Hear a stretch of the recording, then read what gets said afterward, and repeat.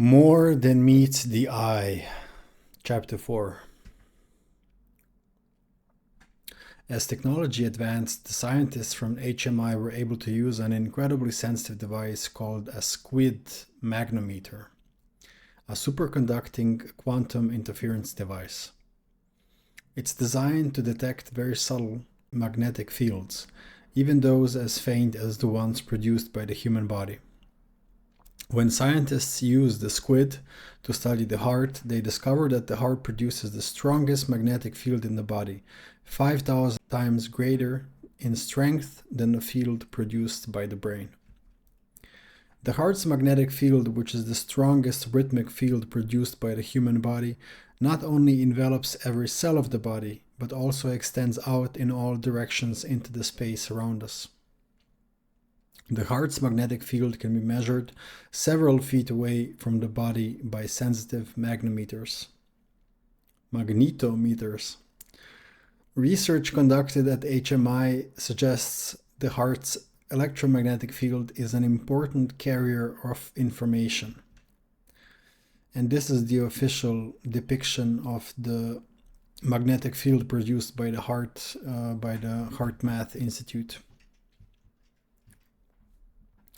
In addition to all the nervous and biochemical systems to exchange information, the heart's electromagnetic field also represents a form of communication within the entire body. This was demonstrated by a series of experiments performed by Gary Schwartz and his colleagues.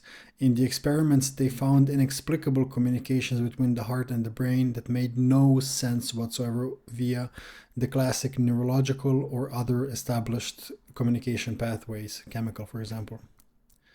This discovery established the fact that energetic interaction between the heart and the brain exists through electromagnetic fields. This shouldn't be too surprising because there are studies proving that the electromagnetic field communication is the most effective way of communicating. We know that living organisms must receive and interpret environmental signals in order to stay alive. So the survival is directly related to the speed and the efficiency of the signal transfer. A study by a biophysicist, McClare, calculated and compared the efficiency of information transfer between energy signals and chemical signals in biological systems. His research, Resonance in Bioenergetics, revealed that energetic signaling mechanisms such as the electromagnetic frequencies are 100 times more efficient in relaying environmental information than physical signals such as hormones, neurotransmitters, growth factors, and so on.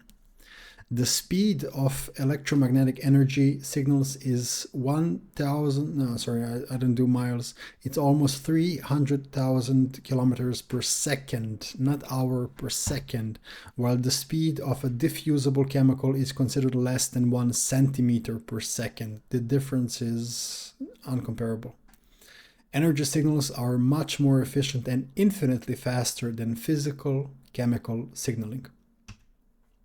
Research from the HeartMath Institute and other studies suggest that the electromagnetic field directly influences the brain's state. The amplitude of energy produced by the heart increases the level of energy in the brain, in some cases more than 50 to 300 times the normal level. What this means is, once the heart center is activated through elevated emotions, it acts as an amplifier to jumpstart the brain, enhance its activity, and create balance, order, and coherence throughout the entire body. This discovery of the electromagnetic field generated by the heart opened the door to understanding that the heart isn't just a pump for blood. It's a source of energy that radiates outwards. And here's where it gets even more interesting. They noticed that the heart's magnetic field changes with our emotions. Just like the focused beat of a drum that produces a measurable sound wave, the stronger the coherent rhythm of the heart, the more expanded your field becomes. That means the stronger the elevated feelings of love, joy, and gratitude as an example, the stronger the electromagnetic field. On the other hand, when we're stressed or frustrated, the heart's rhythm gets chaotic, and the field reflects that disordered state. When you activate the heart by calling up elevated emotions, you're not only broadcasting that energy to every cell, you're also radiating those feelings out into space. And this is where heart moves beyond biology and into physics. The electromagnetic field generated by the heart can influence people around you. This provides a credible explanation for the fact that when someone walks into a room, you can feel or sense that individual's mood or emotional state independent of their body language. We have all felt another person's energy and intent when they were angry or very frustrated. We felt it because they were emitting a strong signal of energy that carried a specific information. This is why when you walk into a room feeling genuinely happy or peaceful, others pick up on that energy, often without even realizing it. The same is true of a very sexual person, a person who is suffering, or a person who has a calm, loving energy. All those energies are sensed and felt. The electromagnetic field is energy. All energy is frequency, and all frequency carries information. Based on our personal thoughts and feelings, we're always sending and receiving information. To understand this a little bit better, let's take a look at some basics of quantum physics. Albert Einstein, everything in life is vibration. Nikola Tesla, if you want to find the secrets of the universe, think in terms of energy, frequency, and vibration. The Kabbalion, the esoteric book with laws of nature and existence, one of the, I believe, 7 principles. One principle is the principle of vibration. Nothing rests, everything moves, everything vibrates. Physicists found that atoms, the building blocks of everything in the physical universe, are made up of a nucleus surrounded by a large field containing one or more electrons. This field is so large in comparison with the tiny electrons that it appears to be 99.9% empty space. To put it into perspective, if an atom were expanded to the size of a large sports stadium, the nucleus would be the size of a small marble in the middle of the field, while the rest of the stadium would represent the atom's empty space. In short, atoms, and by extension everything in existence, is mostly empty space. This is a depiction of how an atom could look like, with a slight difference to the usual way that an atom is represented in biology and chemistry. But even this doesn't do it justice, because the empty space should be much larger than here. It's just an idea. And the empty space is not actually empty. It's full of movement and energy, because atoms are in constant motion. The electrons move around the nucleus, creating waves of energy, and everything inside the atom vibrates. Each atom is unique because the distribution of its negative and positive charges, coupled with its spin rate, generates a specific vibration or a frequency pattern. Something done or shown by Oshman in 2000. This is more like how I imagine it to be. Naturally, none of this stuff really does the structure of an atom justice. It's a cool way to represent this idea. So every atom, every particle is moving, vibrating at its own frequency. And frequency is measured by the number of oscillations or cycles of an electromagnetic wave per second, and it's expressed in hertz. This is not really important for you to understand, but what is important to understand is that it is the vibration or the constant energy that makes things real and gives them their unique qualities. Real in terms of us being able to perceive it, and as you will see, there's a lot of stuff that we can't even perceive. Physicists came to the conclusion that the concept of matter is an illusion, for they recognize that everything in the universe is made out of energy. Albert Einstein explained this by saying, "Concerning matter, we have all been wrong. What we have called matter is energy, whose vibration has been so lowered as to be perceptible to the senses. There is no matter." Even matter and physical objects like a chair or a rock are vibrating. It's just that the vibrations are much slower and denser, which gives the impression of solidity. Not just a rock or a chair, but our planet is also essentially a vibration. And it's vibrating at a very specific frequency. The frequency is called the Schumann frequency. That's the Earth's natural electromagnetic environment, which operates within the extremely low frequency range with a fundamental frequency of 7.83 Hertz. And this resonance is generated by lightning strikes, and it's acting as a global electromagnetic signal in a beautifully way explained, representing the planet's heartbeat. Interestingly, this frequency aligns with the human brain's theta waves. Like we said, theta waves is connected with meditation, deep relaxation, even restoration. And this overlap shows a potential interaction between the Earth's electromagnetic field and human consciousness, specifically how it might influence or synchronize brainwave activity. There is a cool study related to the effects of the Schumann resonance on human health that was conducted by Dr. Wolfgang Ludwig, a German physicist and researcher in biophysics. Dr. Ludwig's studies involved observing individuals in environments where natural exposure to the Schumann resonance was blocked, such as in sealed, electromagnetically shielded rooms. These rooms are called Faraday cages, and they filter out external electromagnetic fields, including the Schumann resonance frequencies. What happened is incredibly interesting.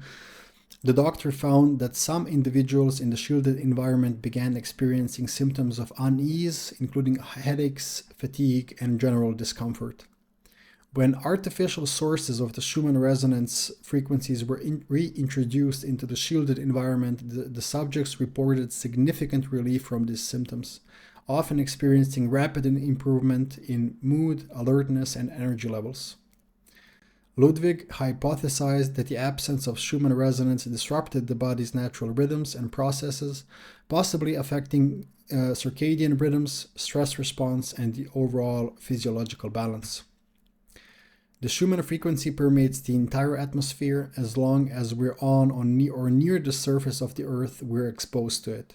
However, inside buildings and surrounded by dense concrete and steel, we may experience weaker exposure to the natural electromagnetic fields due to the interference and shielding that comes from man-made materials. It can also be diluted by artificial electromagnetic fields, EMFs, that are generated by technology such as Wi-Fi, cell phones, and other devices. Naturally, how can we increase our exposure to the Schumann frequency? Logically, by spending more time in nature, and this helps to recalibrate the body's natural resonance with Earth's field, which is also why there's so many fans of the concept grounding and walking barefoot on Earth's surface and stuff like that. So everything in our known universe, although it may appear to be solid, is actually 99.9% energy or information. If everything is vibrating and 99.9% energy, that means that there's no real separation and that everything in existence is interconnected in a unified field of energy. This is just going by the logics of everything. It seems that the universe is one indivisible, dynamic whole in which energy and matter are so deeply entangled that it's impossible to consider them as independent elements. A quote by Richard Conn Henry: The universe is immaterial, mental and spiritual. Live and enjoy. What this comes down to is that our brain is essentially a frequency analyzer. It picks up a range of frequencies through the senses and tries to make sense of it. Very often we are misled and objective reality isn't what it seems.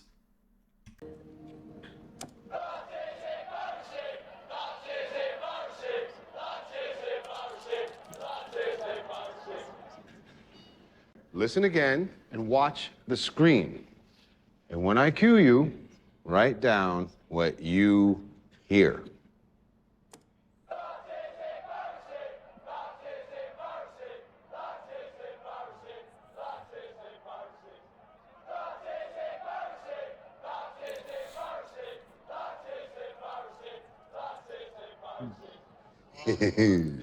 This is super interesting, and I actually tried it myself. You can watch the video again, and just as an experiment, instead of thinking that is embarrassing at the beginning, just start by thinking you're gonna hear Bart Simpson bouncing, and it's gonna come out Bart Simpson bouncing every time. So if you ignore the stuff that's on the screen, it's gonna sound what you want it to sound like, which is crazy when you think about it. There's also the example with the black and blue dress. That's some people perceive a dress as black and blue, and some people perceive it as gold and white. I'm one of the guys that perceives it as gold and white. And I can't imagine how how people are seeing it as black and blue. So there's a lot of people fighting in comments of what the dress is actually, what the color of the dress is. Okay, let's take a look at light. The entire light spectrum contains all electromagnetic frequencies that we know of. In other words, all electromagnetic frequencies that we know to exist belong to the light spectrum. And the visible light spectrum makes up less than 1%. The stuff that we can perceive is less than 1% of everything that exists. This is the example, and you can see, like in the rainbow colored section in the middle, that's the 1% that we can see, the visible light and the colors that belong to it. Everything else we can't see. Radio waves, you can't see them, microwaves, infrared, ultraviolet, X-rays, gamma rays. You can't actually perceive it, but you know it's real because we use X-rays to, like when we have an injury or when we go to the hospital, we use radio waves to listen to music. So it exists, but we just don't see it. This is the example that we had, like in hospitals with CAT scans, MRIs, positron emission topography, whatever that is. PET scans. And through them we can detect disease non-invasively. Now, even though we can't see them, our thoughts and our emotions have a unique frequency. Thoughts and emotions have a subtle frequency which represents the less physical and more ethereal aspects of reality. In the literal sense, thoughts are a flow of electrical signals. You can think of emotion as energy with a unique vibrational signature as well. We already said emotions are energy in motion, meaning emotion creates measurable and significant changes in our body and energy. And this concept goes so far that even an emotions frequency chart was created. And this was done by David R. Hawkins and his map of consciousness, which ranks emotions on a scale in terms of energy or vibrational state. Now, I'm confident that this map of consciousness and the frequency of different emotions is not scientifically measured and then displayed. I believe this is more like in service of getting the idea and our understanding the concept that our emotions also have a specific energy. And we said that the faster the frequency, more energy, and that's why when we feel joy, gratitude, enthusiasm, optimism, hope, like positive emotions, that's why we feel like we have more energy. They have an expansive, energizing effect on us. On the other side of the spectrum, if you're feeling frustrated, anxious, like filled with guilt or despair, we often feel stuck. We can feel our energy draining. We are feeling like something is pulling us down, and that's why we can say that these emotions resonate at lower frequencies. Now, to get to a specific point, we said positive emotions activate the parasympathetic nervous system. Just to rephrase it, high frequency emotions activate the parasympathetic nervous system, while low frequency emotions connected with stress activate the sympathetic nervous system. Studies have investigated how the heart's electromagnetic field might interact with other people's fields. Different emotions carry different levels of conscious intent and energy. The information carried on a higher frequency emotions can be an intention that influences the heart of another person at a different location by moving it into coherence and balance. We're going to take a look at some specific examples of this, because there is evidence that a group of people sitting in a room together can influence others sitting at a distance in the same room to go into heart coherence at the exact same time. This can be seen in a heart math study in which 40 participants were divided into groups of 4 around 10 card tables. While the heart rhythms of all 4 participants at the table were being measured, only 3 people were trained to raise their emotions through heart coherence techniques. When the 3 trained participants raised their energy and sent positive feelings to the untrained participant, that person also went into higher states of coherence. The authors of the study concluded evidence of heart-to-heart synchronization across subjects were found, which lends credence to the possibility of heart-to-heart biocommunications. Essentially, it means that your internal state and that your electromagnetic field is influencing others in ways that we can perceive. The interaction between 2 human beings, such as the consultation between a patient and a doctor, or a discussion between friends, is a very sophisticated dance that involves many subtle factors. Most people tend to think of communication solely in terms of overt signal expressed through facial movements, voice qualities, gestures, and body movements. However, evidence now supports the perspective that a subtle yet influential electromagnetic or energetic communication system operates just below our conscious level of awareness. Using signal averaging techniques, researchers at HeartMath Institute were able to detect synchronization between a mother's brainwaves and her baby's heartbeats. The pair were not in physical contact, but when the mother focused her attention on the baby, her brainwaves synchronized to the baby's heartbeats. And you can see the graph. The red one is the baby's heart reading, and the blue one is the mom's EEG brainwave pattern. Our electromagnetic signal is not only picked up by people around us, it's also detected by animals. A study by HeartMath Institute found that a type of heart rhythm synchronization can occur in interactions between people and their pets. There's an experiment with heart rhythms of Josh and his dog Mabel. This was recorded in a lab with 2 Holter recorders. Holter recorders are usually even used like medicinally for people that have blood pressure issues. One was fitted on Mabel and the other one on Josh. So Josh enters the room and sits down and begins to consciously radiate feelings of love toward his pet Mabel. There was no physical contact, and he did not make any attempts to get the dog's attention. This is what happens. There are three main stages to this experiment.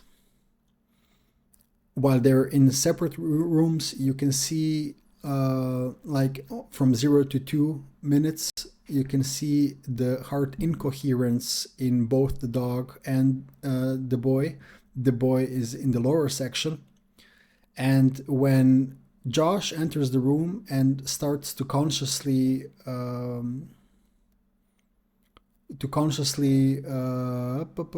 feel love for his pet, you can see he enters the state of coherence, and essentially the dog reflects the state of heart coherence as well. And as soon as the boy stops consciously loving his pet and moves back into a state of heart incoherence, or like the regular state, the dog does that as well, and even becomes more excited because the dog Mabel wants the boy to stay. But it's beautiful to think about like the hearts of the boy and the dog like becoming synchronized. Another example can be found in a collaborative study with Ellen, a PhD who consciously shifted into a coherent state while with her horse, Tonopah. neither touching nor petting it. When she shifted into a coherent state, the horse's heart rhythm pattern also shifted to a more ordered pattern. And you can see like between the green stage, between 3 and almost 7 minutes, you can see Ellen on the top and her horse with his name in the lower part. And like when you compare it to like before and after, the state of heart coherence is evident in both Ellen and her pet horse. You can think of your thoughts, which make up your intention, as the electrical charge that you're sending out into the unified field of energy. By thinking of thoughts as electric, we're essentially saying that thoughts are directional, like electric currents guiding and organizing our focus and intent. If this sounds weird, take a look at a recent human testing done by Neuralink. Neuralink is actually funded or created by Elon Musk, if I'm not mistaken. And they developed a brain-computer interface, a BCI, that amplifies the electrical impulses of brain activity enough to interact with computers, devices, and even play video games. And we'll take a look at a short segment at what they were able to achieve. My name's Nolan Arbaugh. I'm 29 years old. About 8 years ago, I was in kind of a freak diving accident and dislocated my C4, C5, so I'm a complete quadriplegic. So I'm paralyzed from below the shoulders. I love playing chess, and so this is one of the things that y'all have enabled me to do, something that I wasn't able to really do much the last few years, especially not like this. I had to use like a mouse stick and stuff, but now it's all being done with my brain. If y'all can see the cursor moving around the screen, that's all me, y'all. It's pretty cool, huh? Actually, can you pause the song just for the audio coming absolutely. through? And that was also done with your brain? Yep, it's all brain power up there. So a lot of what we started out with was attempting to move. So I would attempt to move, say, my right hand, left, right. I think it just became intuitive for me to start imagining the cursor moving. Basically, it was like using the force on a cursor, and I could get it to move wherever I wanted. Just stare somewhere in the screen, and it would move where I wanted it to, which was such a wild experience. It was like using the force on a cursor. Essentially, with the chip amplified his brain activity enough so that electrical devices can can perceive that information, which is crazy. I saw a video of him playing like Mario Kart, and he can move the cursor around using only his thoughts. So brain activity data is captured not just when we take action, but also if we think about taking action. The chip simply measures the brain activity and interprets it as an action. There is an even wilder experiment that shows the power of intention. This time with baby chicks as the star of the show. A French researcher named René Pioch, I hope I got this right, a PhD, demonstrated the power of intention with newly hatched baby chicks. I think I found a video of this. Key information: when chicks hatch, they usually imprint on their mother, bonding with her and following her around. And we have a robot in this example instead of the mom. So it's very interesting to see. In 1986, René Pioch conducted a most astonishing experiment to show telekinesis influencing objects at a distance by the power of the mind. He used newly hatched chicks and a specially made robot. So chickens and birds believe the first animate creature or thing that they see after hatching is their parent, and they become closely bonded. This is called imprinting.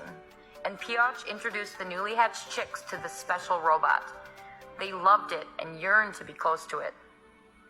The robot could drive itself around on wheels and had a pen underneath it to trace its path on the paper as it moved. It had a random number generator on the steering, and every few seconds it changed directions. A large table with a low sidewall to prevent the robot from falling off was covered by a sheet of white paper. The robot was placed in the center of the table and set moving. It traced a random pattern across the table. He then put 15 chickens, which were bonded to the robot, in a small cage at one end of the table, put the robot in the center of the table, and switched it on. The chicks felt anxiety when it moved away from them, yearning for it to be close. These chicks had a profound effect on the robot's movement. It moved towards the chickens and stayed at the end of the table closest to them. He put a non-bonded chicken into the cage, and the robot traced a random pattern again. Pioch made the room dark, and then put a small candle on the robot. Even the non-attached chickens could bring it closer for the comfort of the light. However, when Pioch put rabbits in the cage, they were scared of the device and made it stay at the far end of the table. But when they got used to it, they began to draw it near. Pioch repeated this experiment many, many times, always with the same results. So what did we learn? Thoughts have measurable energy. They have an effect at a distance. There is a medium through which thoughts can travel. Yeah, the medium being the unified field of energy that connects everything, because there is no separation. And this is a crazy experiment when you think about it. If baby chicks can have such a powerful effect at influencing objects at a distance by the power of the mind, just imagine what your thoughts and intentions can do.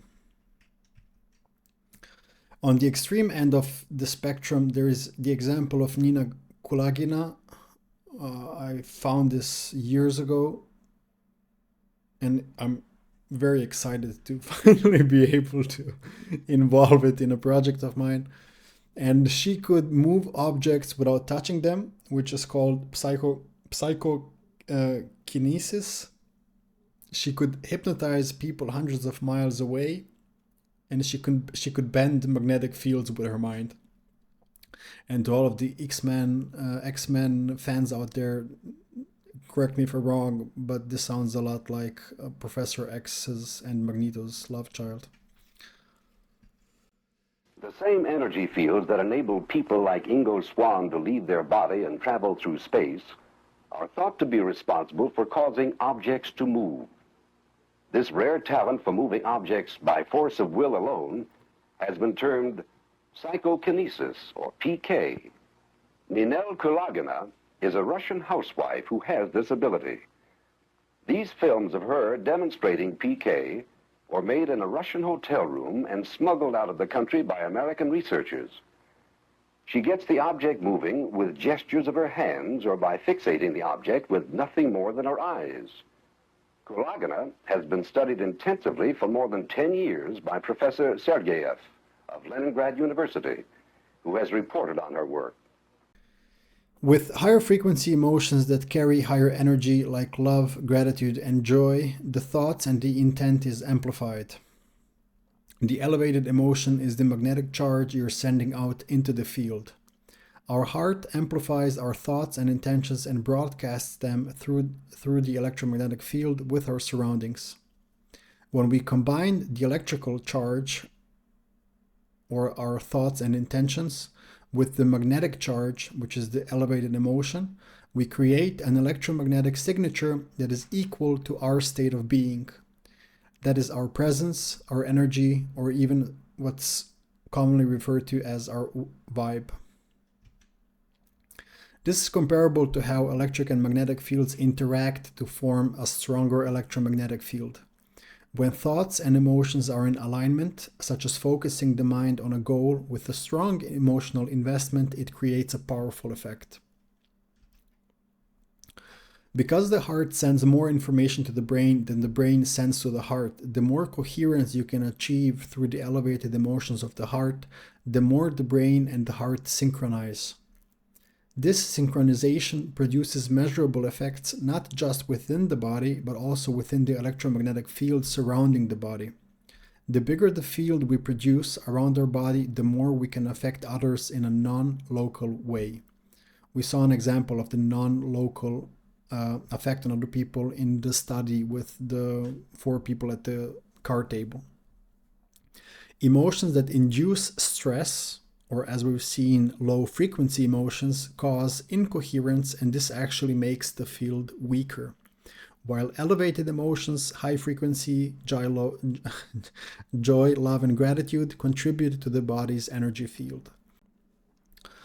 Let's take a look at an experiment performed at a workshop by Dr. Dispenza. They hired experts who use very sensitive equipment called a gas discharge visualization machine with a specifically designed sensor developed by Konstantin Korotkov, PhD. It measures the ambient electromagnetic field in the workshops to see how the energy of the workshop and participants changes as the workshop progresses. The images on the left demonstrate measurements of subjects' energy before they started the 4-day workshop, and the images on the right show the changes in the 4 days after or a few days after the workshop. And you can see, like, these are 4 examples of random people with the before on the left and after the 4-day workshop on the right. And you can see in each instance that the field that was like pictured or by measured was significantly stronger than before the workshop. And during the workshop, what they did is, we said they practiced 10 minutes of elevated emotion 3 times a day, I believe. And the differences are drastic. I mean, just take a look at the bottom left one. Like the before, you can't even see almost the electromagnetic field, and on the right, it's expanding like crazy. Now, to conclude, everything points to the fact that we are bound by an invisible field of light and information that influences us and those around us. Not only are we bound by light, but on a deeper level, light is what we are. All frequencies that we know of exist somewhere on the spectrum of light. This means that everything, including ourselves, is made out of light and emits light and information.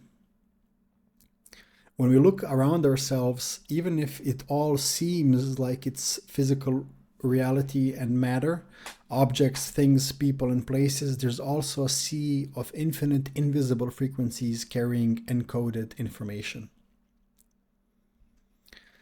You're a conscious being of light. Your body is made of organized light and is surrounded by a field of light. The field of light around your body is packed with information about you. Every cell in your body is expressing and contributing information to the field of light. This field continuously sends and receives various frequencies, information, which is essentially light, just like a radio or a cell phone. If light is confusing to you, I mean, in this example, the electromagnetic field is basically light, because light is the entire spectrum of electromagnetic frequencies. And that also means that our body itself is light, but just the most condensed version of light.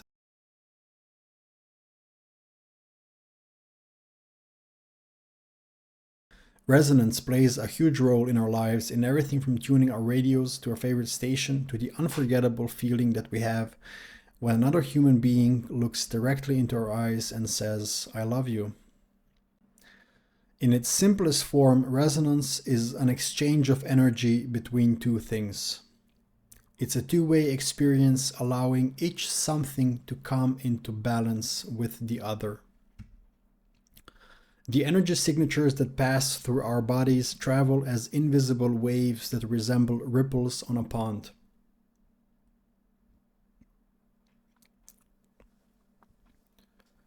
If you drop a pebble into a pond, the energy carried in the falling pebble is transmitted to the water. The ripples generated by the pebble are actually energy waves passing through the water.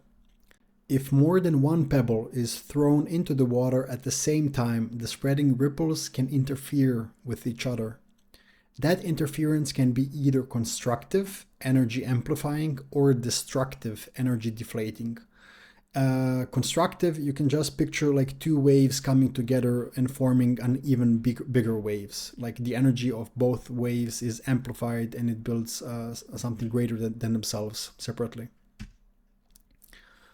An example of this is when a vocalist maintains a note that is harmonically resonant with the atoms of a crystal goblet. The goblet's atoms absorb the sound waves. I'm sure you're familiar with this. Through the mechanics of constructive interference, the added energy of resonant sound causes the goblet's atoms to vibrate faster.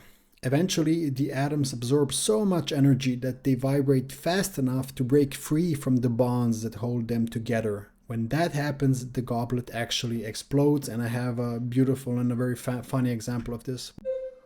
My name's Chase, and I live in California, and I'm gonna...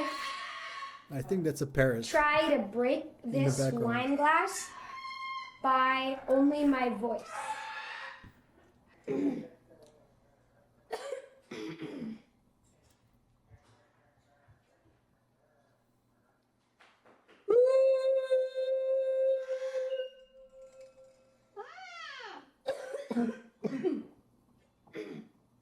Mom, look.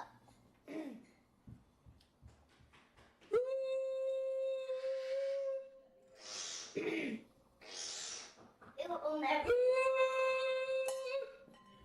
Mom, I broke it! You did not. Look it! I did! I broke a glass! I broke a glass, peoples! Woo! Look it! I broke the glass! Stop! I broke the glass with my voice! Isn't that just crazy? Look it! Yeah, that is crazy.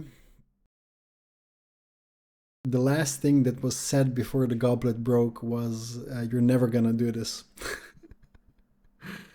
Maybe it's a special goblet or something. Like in my mind, I always had the picture of like a very skilled vocalist. So it's kind of weird that a child can do this, but maybe they can. Maybe it's something that I will try after the recording. Now, the glass breaking is not the only example. We also have doctors that use the same principles to treat kidney stones, and that's a case where quantum physics have been harnessed as a tool in modern medicine. Basically, how it works is kidney stones they vibrate at a specific frequency. And then doctors can non-invasively focus a harmonic frequency on the kidney stones. Like we said, we have constructive and we have destructive. In this case, They're using destructive interference to cancel the atom's vibrations. What happens then is that the kidney stones are broken down into smaller pieces and they can be urinated out of the body. The science of physics implies that the same harmonic resonance mechanism by which sound waves can destroy a goblet or a kidney stone can influence the functions of our body's chemistry and the chemistry of those around us. When one person is calm, compassionate, or joyful in a state of heart coherence, their stable and positive energy actually helps to regulate and uplift the emotional state of the people around them. State of coherence and elevated emotions amplify the effect you have on others because, as we said, your electromagnetic field is bigger and more coherent, therefore the non-local effect is greater. And just like tuning an instrument, we can tune ourselves to create harmonious resonance with people and spaces around us. This is why being in harmony with those around you can make interactions feel smooth and connected, creating effects that can be felt emotionally, physically, and mentally, sometimes referred to as flow or good vibes or simply chemistry between people. The yin-yang symbol is just there to symbolize harmony. Harmony between day and night, harmony between masculine and feminine. It's all about harmony. On the other hand, if someone is in a state of stress, anger, or anxiety, their erratic field can disrupt the emotional equilibrium of others, creating a feeling of tension or discomfort. I'm sure that you've experienced this, but have you ever been around someone and felt uncomfortable for no obvious reasons? I mean, I have. I spent half of my life being around people and felt uncomfortable for no reason whatsoever. And I'm not saying that this is an example, but it can be an example of negative resonance where the frequencies just don't align. There's a disharmony between two people's energy fields, and our bodies are instinctively picking up on the subtle energetic exchanges. In the same way that two guitars need strings tuned to the same or harmonic frequencies to resonate with each other, people's electromagnetic fields resonate best when their frequencies align. Resonance happens naturally when people share experiences, emotions, intentions, and beliefs, like when people are joyful together, when people are laughing together, when people are enjoying a moment of peace together, or when people focus on a common goal and share a meaningful intention, like in team sports, in prayer groups, or at family gatherings. This creates a collective sense of unity, and this amplifies each other's energy. This is the most extreme example of resonance in humans I could think of. I remember a couple of years ago I read about, this is while I was in my energy healing days. I was fascinated by the subject and I found an energy healing modality that became popular in the last few decades, and the teacher that's spreading the energy healing modality right now got it from his master. And his master didn't use any words in communicating the energy healing modality with his student. The only thing that the student had to do is to be present near the master, and all information and teaching is transmitted via the field. And this is actually known, like in some yogic traditions, as Shaktipat, and that's where the guru transmits energy or spiritual insight through the field energetically instead of through what I'm doing right now, instead of words and images and videos and all the beautiful stuff. If you thought this is exclusive to humans, I urge you to think again. This is not so special when we compare it to the animal kingdom, where they use frequencies to communicate and resonance to influence one another's rhythms, movements, and even biological states. We will take a look at a few examples. Please pause if you're interested in this, but elephants use infrasound to communicate. Bats use ultrasound to avoid interference. Bees use vibration. And please, if you haven't Googled this, I couldn't find a suitable video to integrate, but please Google the waggle dance. It involves vibrating at a certain frequencies and angle to indicate the direction and distance of flowers. Basically, one bee is performing this dance, and based on the vibration and the direction that it moves into, it's showing to the rest of the group where flowers and food is. Crazy. And we also have birds in flocks and fish in schools. They're behaving almost like they have a shared field that's guiding it, and they're resonating to each other's movements. And we actually have a video of this, just so you know exactly what I'm referring to. You can see the way they move like one mind. And we also have another example of masters of resonance, and those are dolphins. But before we move on to dolphins, there's also heart coherence in social animals, like, for example, the grooming behaviors or calm physical closeness in mammals like primates and elephants, which leads to the synchronization of heart rhythms. So it's not just humans and pets, it's mammals like primates, like monkeys and elephants as well, and dolphins also, but we'll come to dolphins in a second. And this synchronization of the heart coherence is a subtle form of resonance that reinforces social bonds, reduces stress, and promotes a feeling of safety and connection. And my favorite subject by far of this entire presentation, I think, are dolphins. Dolphins are resonance masters. Their echolocation clicks, synchronized swimming, shared whistles, and even play bring them into powerful harmony with one another, demonstrating how resonance works not just for survival, but also for deep social and emotional bonding. Dolphins are incredibly social animals with complex social structures, and they form strong bonds within their groups. For example, when dolphins swim closely together or engage in social behavior like fin-to-fin swimming or synchronized leaping, they experience heart coherence, a type of emotional resonance. Their heart rates and body rhythms sync up, promoting a sense of connection, safety, and well-being within the group. And I just had to...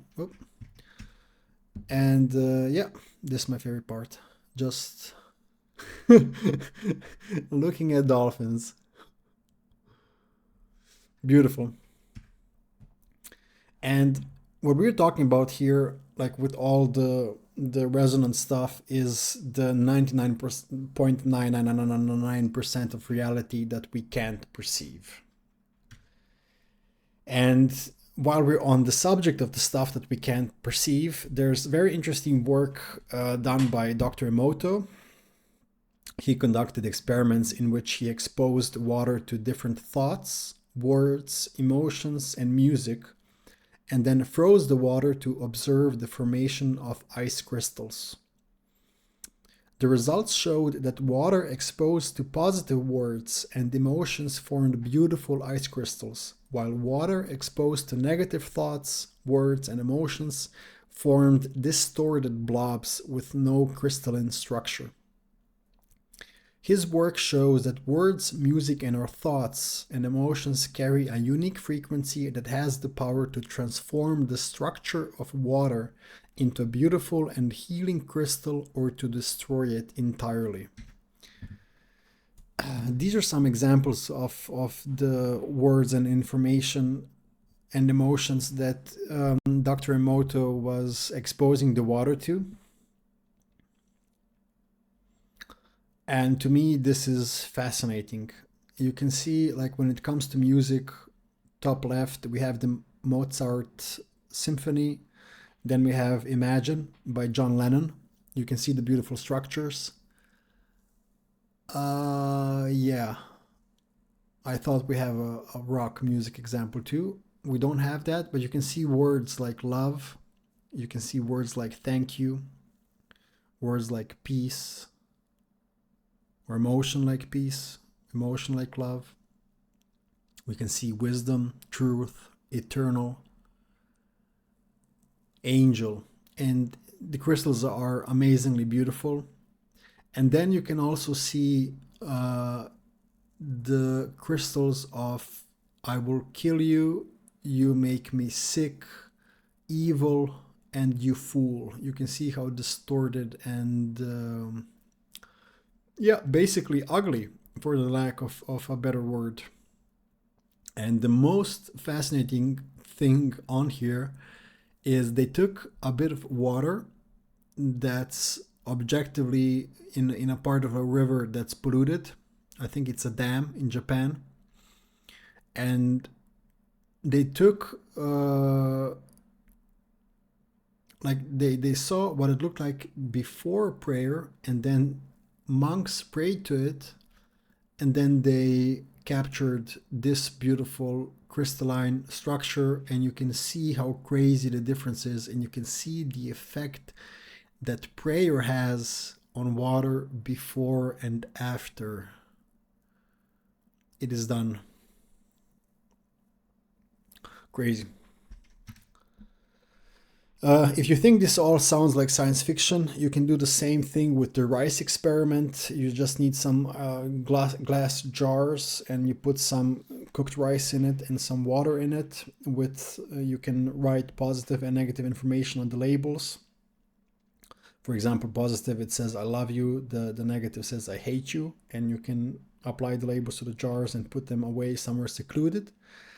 And to make it more extreme, you can get your own hands dirty and approach the jars and talk to them. Like express your love for the first one and unleash your worst, like your absolute I hate you, like everything that you need to project and to get out of your body. Like do it on the second jar and then put them in different corners of the room. And honestly, I kind of tried doing this experiment, but I couldn't bring myself to project hate on an innocent jar of rice. So I quickly abandoned the experiment, but you can search online and you can see that a lot of people have similar results to these. Like with the love, emotions, and words and information, like the rice stays healthy and vibrant for a long time. And with ignoration or with negative emotions, how do you say it? It develops mold much faster than the positive emotions one. It becomes black. And if the rice experiment also sounds crazy, then we can take a look at the work of Veda Austin. And this is a lady who likes to place a shallow petri dish of spring water over a photo or a note for a few seconds before freezing it and then looking for similarities in the ice. And she performed so many experiments. It's crazy. She has a Facebook page, and I found all of this on her Facebook page. I think you can do the same. Water Lady Veda Austin or something similar to that. And take a look at how crazy this is. Like water is exposed to the image or the word, whatever it is, for a few seconds, and then it's frozen, and this is what comes out.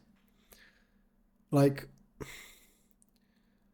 just going from the beginning and seeing like the picture of the lady, and then like the ice having like a perfect reflection of that, or like take a look at the finger in the water, or the flower, the crystalline structure the ice create out of the flower, even the triangle, even the crazy demon thing, the swan, the lungs are absolutely incredible. The quarter, the cross, you can clearly see the cross. The sunflower one, that's not a sun, but the flower one is a beautiful one as well. And the bird is probably the most beautiful one. It's an absolutely stunning interpretation of the bird flying in the sky. Some more examples, like just with the word milk, like not with an image of a breast or anything, just the word milk created the ice structure on the left, like mother's milk. Crazy. And the heart as well. She did the same with music. You can see how the water responded to the different songs. We have Changes by Tupac, which I don't really get, but it gets beautiful, and I guess it could reflect a change. Smoke on the Water, amazing. Crocodile Rock, we can see a literal crocodile in the ice structure. The first time I saw your face, you can evidently see the face, and the best one is definitely Don't Worry, Be Happy. The smiley face is crazy.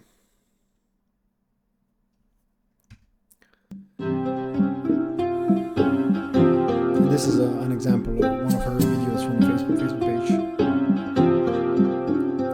A few seconds, freezer, cross, and chain. And this is another argument that water is conscious and that it holds memory. As a result, it's intelligent. You shall not pass! As a huge Lord of the Rings fan, I had to integrate this.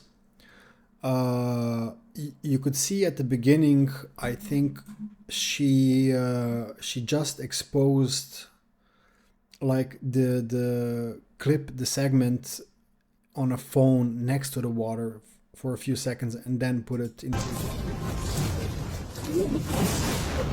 You shall not pass! Crazy.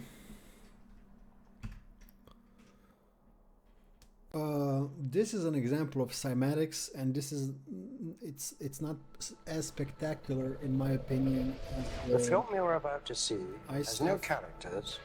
It just shows how water and even sand, salt, like... If you spare a little of your imagination, it is a film to describe to you the effect of cymatic frequencies on matter.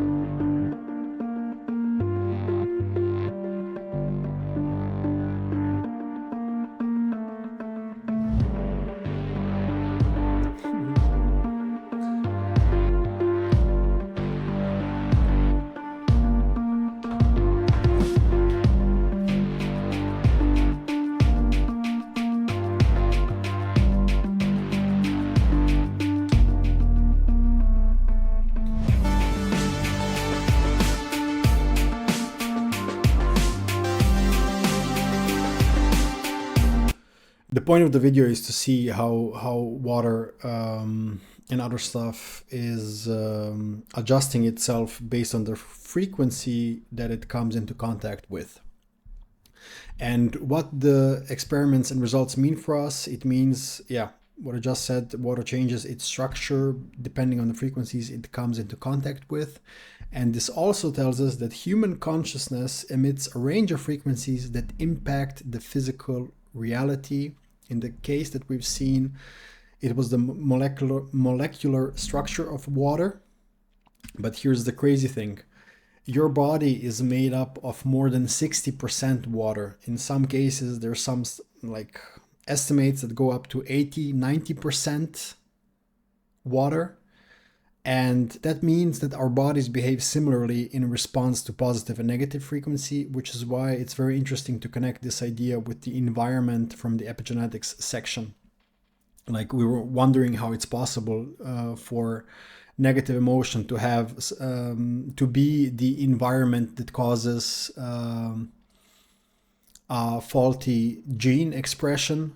It's not so crazy to think about it when you see how, first of all, that we're primarily made of water, and when you see how water behaves in response to different frequencies. It also explains why body's environment and the gene expression is so much more positive and beneficial when we're in elevated states of love, joy, and gratitude, and the corresponding state of heart coherence. So the question that we can ask at this stage is, what would happen if several hundred people in one room in a state of elevated emotion and heart coherence would send the intention for the greatest good of a select group of people gathered in the same room? And they did this experiment with the Heart Math Institute and Dr. Joe Dispenza. They performed numerous experiments where they took a small random sampling of about 50 to 75 people at their workshops. They attached the HRV heart rate variability monitors to their chests and placed them in the front row of the room for 3 exercises over 24 hours. Then, the collective of 550 to 1,500 students broadcast the energy of their elevated emotions beyond their body into the space of the entire room. Next, they had them lay the intentional thought in that frequency for the greatest good of the students sitting in the front of the room, wearing the HRV monitors, that their lives be enriched, their bodies be healed, and mystical experiences find them. The question: could those elevated levels of energy and frequency in the form of love, gratitude, wholeness, and joy cause another person's heart to go into coherence, even if they were on the other side of the room? Results: not only did the broadcast energy produce a coherent effect on the people wearing the HRV monitors, but each of their hearts went into coherence at the exact same time, in the exact same exercise on the exact same day. And this was not a one-time occurrence. They repeatedly found consistent results across the events. The results show that when we get out of our own way and enter a state of elevated emotion, we can become one mind and non-locally connect and influence each other. Question: can a person's state of heart coherence have an effect on communities or even the world? This was actually studied in many peace gathering projects. Today, the power of peace gathering projects has been exhibited and thoroughly field tested in more than 50 demonstration projects and 23 peer-reviewed scientific studies scrutinized by independent scholars around the world. The crazy thing is, the results have consistently demonstrated a positive effect in the immediate reduction of crime, warfare, and terrorism by an average of greater than 70%. 70% is a crazy high number. That means when a group of people come together to change something through the energy and emotions of love, peace, and unity without physically doing anything, that community can produce significant changes in the external reality. We have a couple of examples of that. We have the RAND think tank. It's one of the top 3 peace gathering studies in the Western Hemisphere. And they assembled a group of nearly 8,000 and sometimes even more trained meditators to focus on world peace and coherence during 3 periods ranging from 8 to 11 days each, from 83 to 85. And the results showed During this time, worldwide terrorism was reduced by 72%.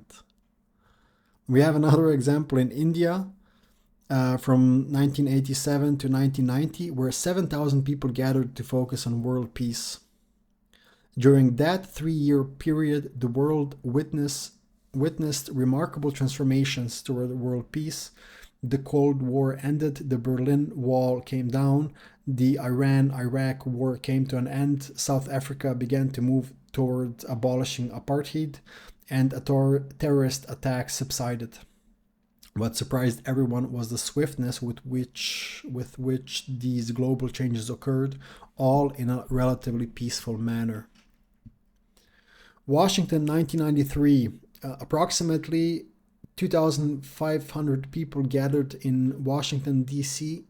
in a highly controlled experiment to focus on peace and coherent energy. For the first 5 months of the year, the violent crime had been steadily on the rise, yet soon after the study began, a significant statistical reduction in violence, as measured by FBI, crime and stress in Washington, D.C. began to occur. I think this went on from June 7 to July 30th, so basically short of 2 months.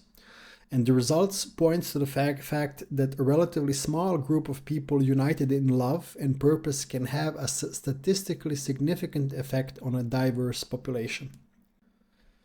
I think this is the most well-publicized project, the Lebanon Peace Project, because the principles that we're talking about were implemented during the war between Lebanon and Israel that began in 1982.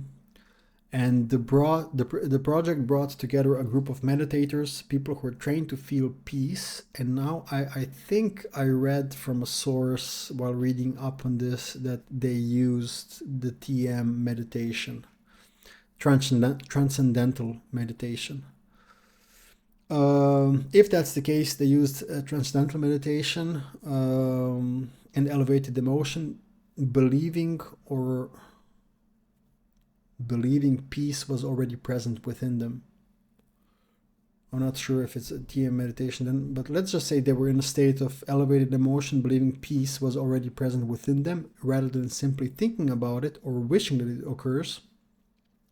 In Jerusalem in August and September of 1983 to demonstrate the radiating influence of peace. They were strategically placed throughout the areas of conflict in the Israeli-Lebanese area for a period of time. The results of the 2-month study showed that on days when there was a high participation of meditators, a 76% reduction of war deaths occurred. Other effects included reduced crime and fires, decreased traffic accidents, less terrorism, and increases in economic growth. The results were then replicated in 7 consecutive experiments over a 2-year period during the peak of the Lebanon War. Although the number of meditators fluctuated over time, it was often large enough to achieve the super radiance effect for both Israel and nearby Lebanon.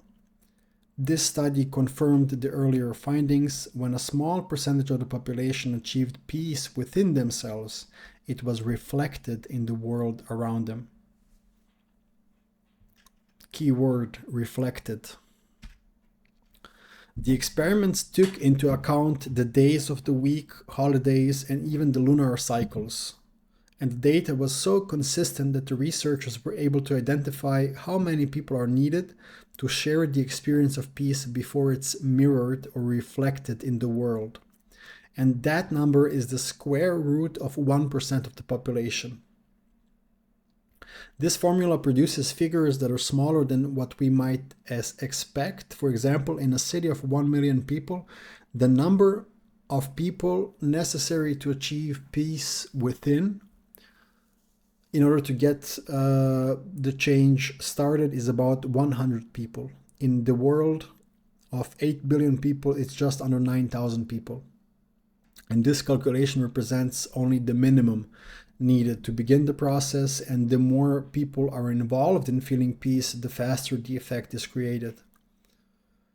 This study became known as the International Peace Project in the Middle East, and the results were eventually published in the Journal of Conflict Resolution in 1988.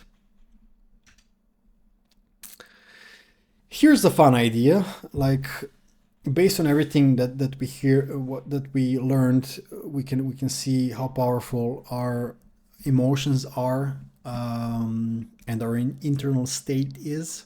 So why don't we put it into practice? See if you have the power to create peace in your family for one day. So for just one day, from the beginning of the day until the end of the day, practice feeling love and peace. Don't get upset about little things. Instead, just practice feeling love and peace regardless of the circumstances. After that day, or during the day, you can reflect on it and ask yourself these questions. How difficult is it? Does your feeling of love and peace affect those around you? Is there a difference in your behavior? And can you tell the difference in how people around you behave? Also, all of these peacekeeping studies reminded me of a section that I read in the Old Testament in Genesis 18. Then Abraham approached him and said, "Will you sweep away the righteous with the wicked? What if there are 50 righteous people in the city? Will you really sweep it away and not spare the place for the sake of the 50 righteous people in it? Far be it from you to do such a thing, to kill the righteous with the wicked, treating the righteous and the wicked alike. Far be it from you. Will not the judge of all earth do right?" Just to give you a bit of context, this is Abraham essentially speaking with God about the city of Sodom, which was widely regarded as reaching a critical point, critical mass of sinfulness and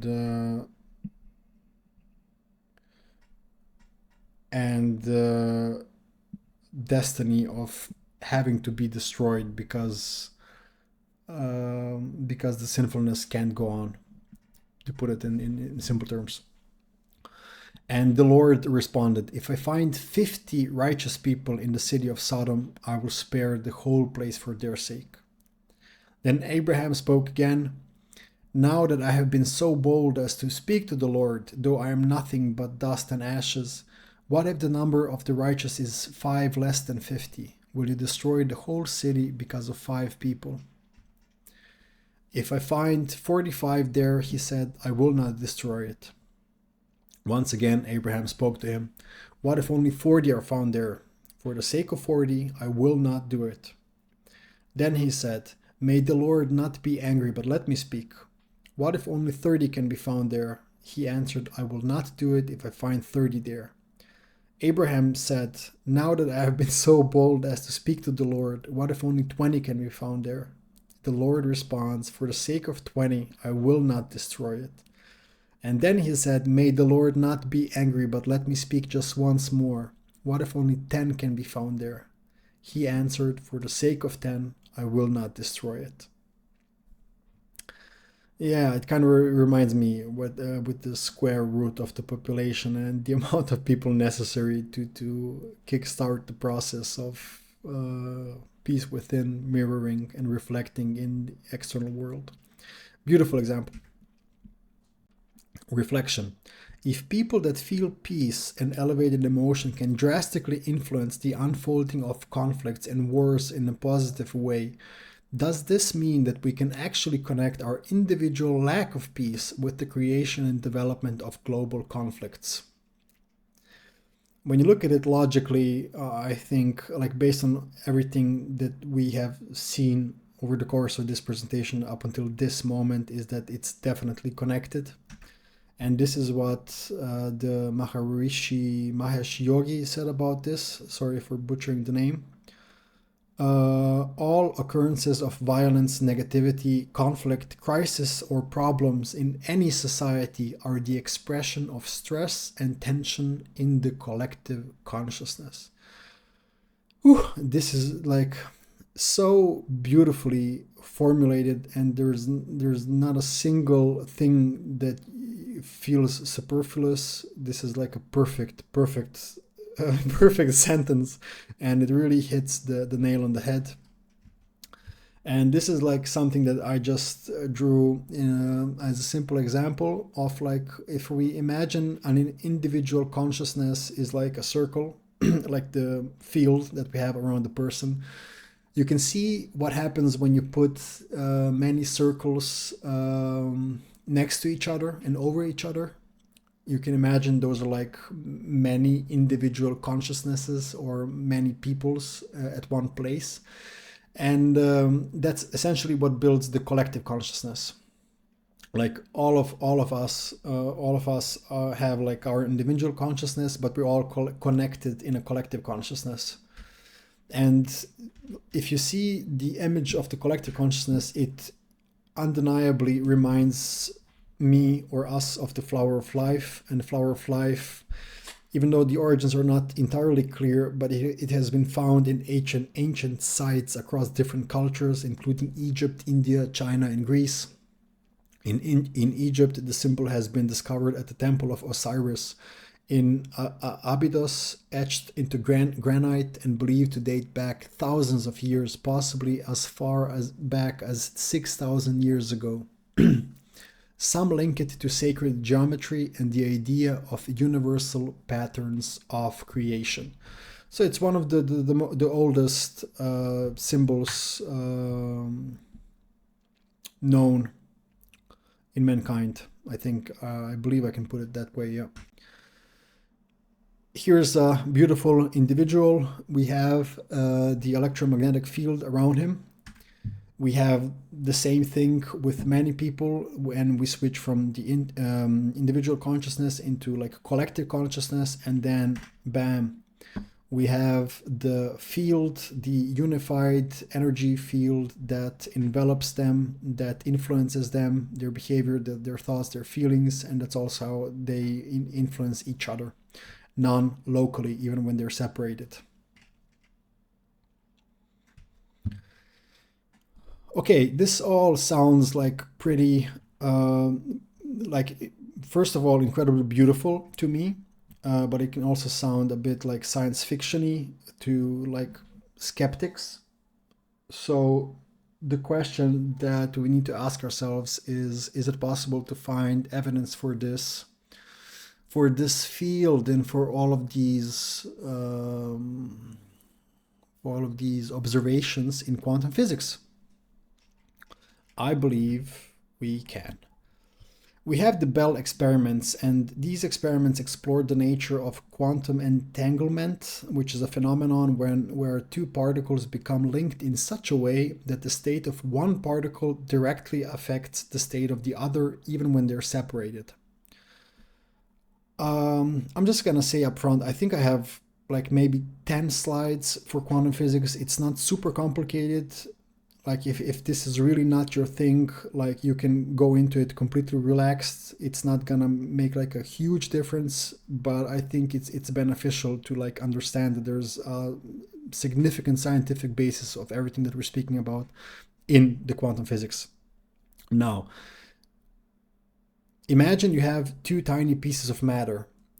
These particles are entangled, which means they're linked in such a deep way that what happens to one affects the other, even if they're on the separate or on opposing sides of the universe.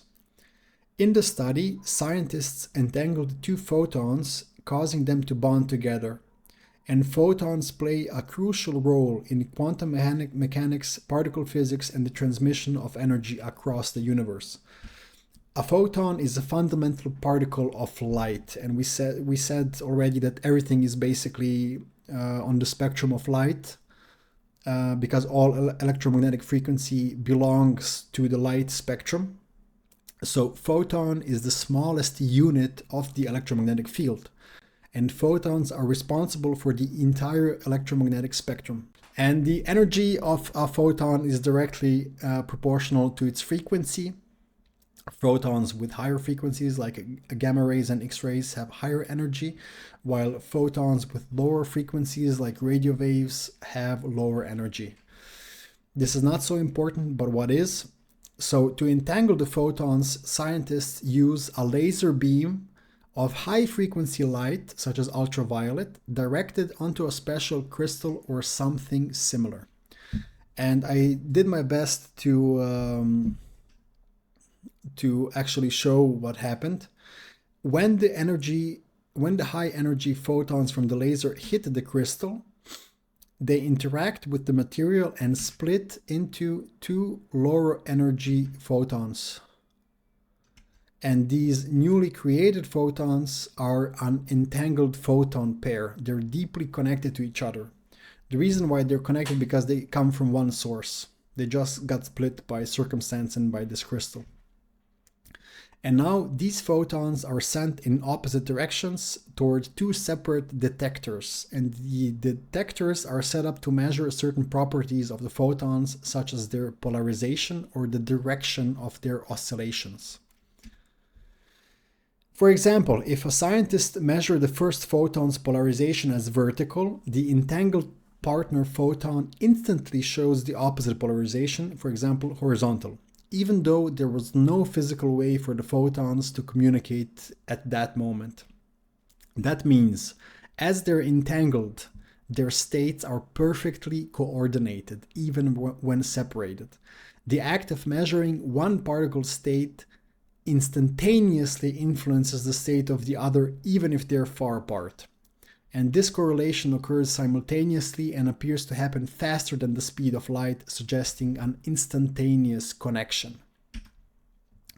Now, this is something that defies classical physics and the idea that particles behave independently as isolated entities, and instead it points to an entangled, interdependent nature of the quantum.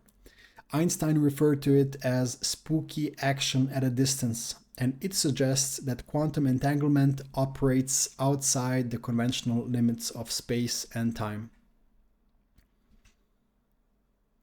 Recently, an image of quantum entanglement of two photons appeared for the first time. I think this image is from 2023, but it's possible that I'm mistaken. And this is how it looks like. This is an image of two entangled photons, and my question to you is, does it remind you of anything? When I saw the picture, I was basically speechless, because as if you're familiar with it, it's incredibly similar to the yin-yang symbol, and the yin-yang philosophy says that the universe is composed of competing and complementary forces of dark and light, sun and moon, active and passive, male and female, and the philosophy dates back almost 3,000 years, and it's just accidentally one-to-one representation of two photons being entangled together.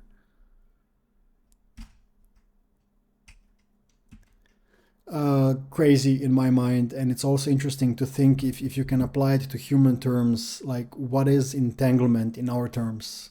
In this example, we have like a laser split like through a crystal into two photons, but the concept of entanglement in human terms is much more interesting.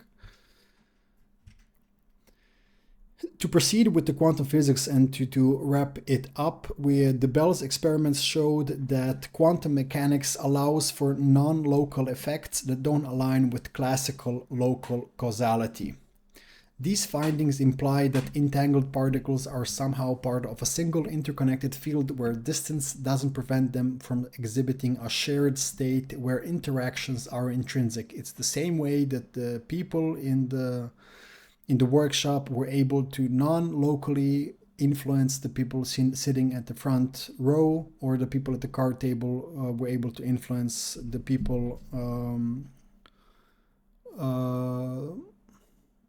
the one person that was not in the heart coherent state. And it's the same way that people meditators and the people trained to feel peace within and elevated emotions are able to impact the world around them non-locally.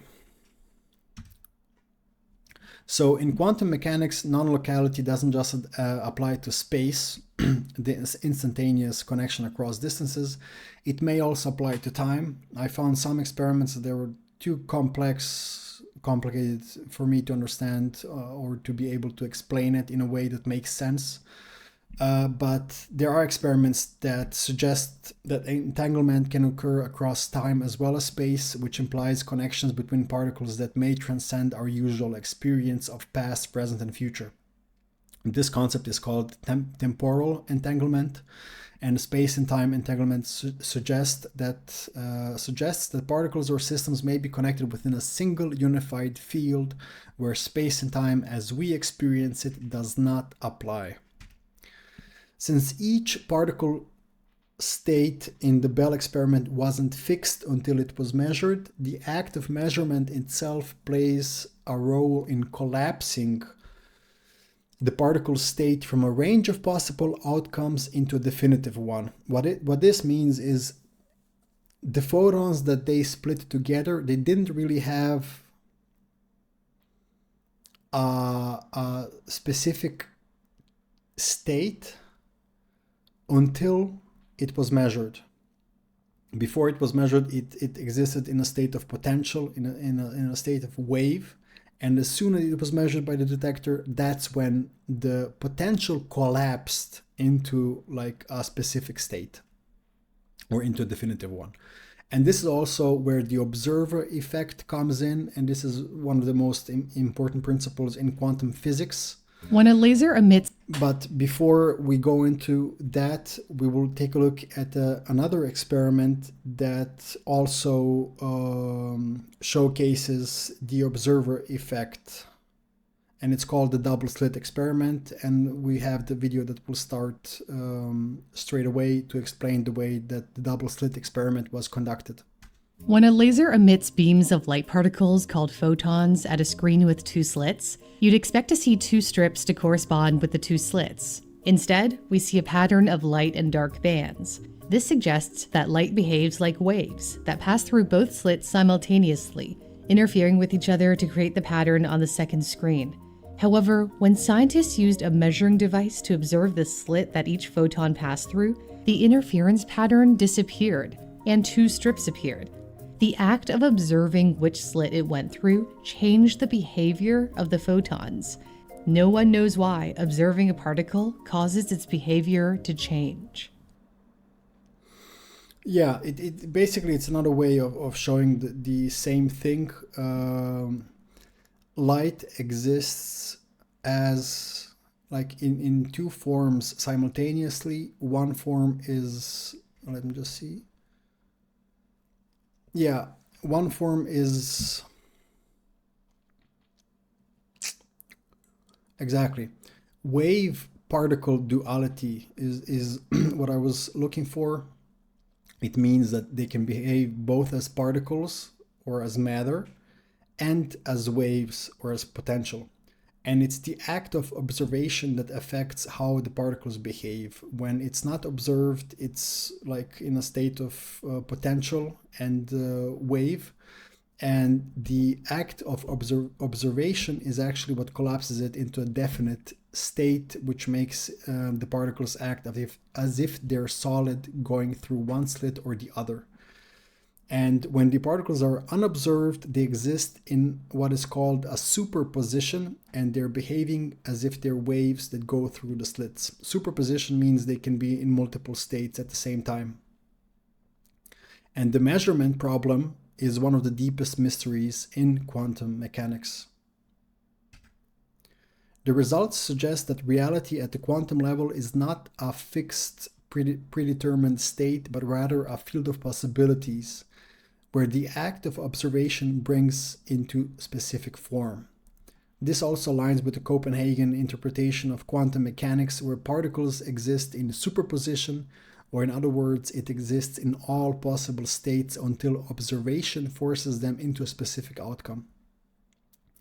Now, these insights point to a reality where our consciousness is intertwined with the fabric of existence itself. If you apply it to our existence, and if we are the observer of our life, of our reality. That would mean that our participation in reality is what makes the potential of our lives collapse into definitive physical state. That essentially means that the universe at the quantum level is participatory, and that the universe responds to the consciousness of the observer. But we will go into a lot more detail of these concepts later on. There is a fascinating experiment that involves quantum tunneling of water molecules, and it has shown that even water molecules, which are significantly bigger than just photons, that even water molecules can exist in the state of superposition or in multiple places at once. Also, this is very interesting because, as you're already aware, human beings and pretty much everything in existence is made out of water. So the key takeaways: photons can express themselves as particle and wave simultaneously, or as matter and energy simultaneously. Not just photons, but as we've seen, even water can behave in such a way. Particles can non-locally affect each other through entanglement throughout space and time. And matter doesn't have a definite state until it's observed. It exists in all possible states simultaneously, and it's the act of observing which makes it collapse into matter, and the observation plays a key role. All studies and experiments and quantum physics, everything points to the existence of a single unified quantum field that encompasses all points in time and space, and through which reality as we know it expresses itself. The next chapter is about the single unified quantum field.